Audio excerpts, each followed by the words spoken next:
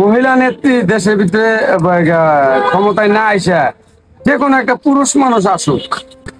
আমরা গরিব মানুষ রাস্তায় থাকি।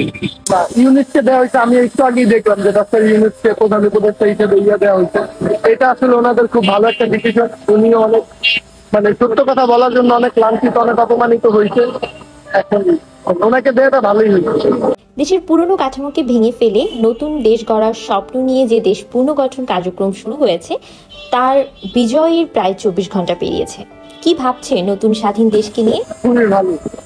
হচ্ছে যে 15 বছর এক জায়গা থেকে আটকানো থেকে যখন হচ্ছে গিয়ে ছাড়া পায় মানুষ, ওইরকম একটা অনুভূতি। আমরা যে বুবার মতো বাস করলাম এতদিন, যে একবারে মুখে কষ্টে মাইরা যে কোনো কথা বললেই তাইলে আমরা রাজাকার, তাইলে আবার জেলে যাইতে হবে, মামলা হবে, এখান থেকে আমরা একটু মুক্ত ভাবে থাকতে চাই। এই আর কিছু জুলুম আছে আমাকে, কোনো জুলুম নাই এখন। দেখো এক্সপিরিয়েন্স প্লেয়ার একটা ইলেকশন হোক, দেশটা উন্নত হোক। স্মার্ট বাংলাদেশ যেটাকে শেখ হাসিনা বলে গেছিল, এটা তো স্মার্ট ছিল না। দেখা যাক এটা কেমন হয়। আমরা যেন ভালোভাবে বাঁচতে পারি কিংবা ভালোভাবে মানুষের সাথে মিলামিশে চলতে পারি। জনসাধারণের প্রত্যাশা এখন অনেক।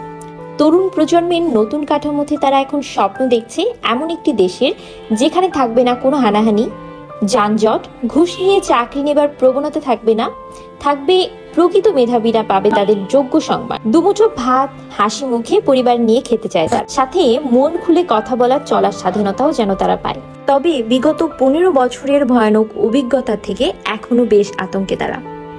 নতুন প্রজন্ম কি পারবে এই জনসাধারণের ভয় কাটিয়ে নতুন দেশ গড়ার স্বপ্নকে সত্যি করতে?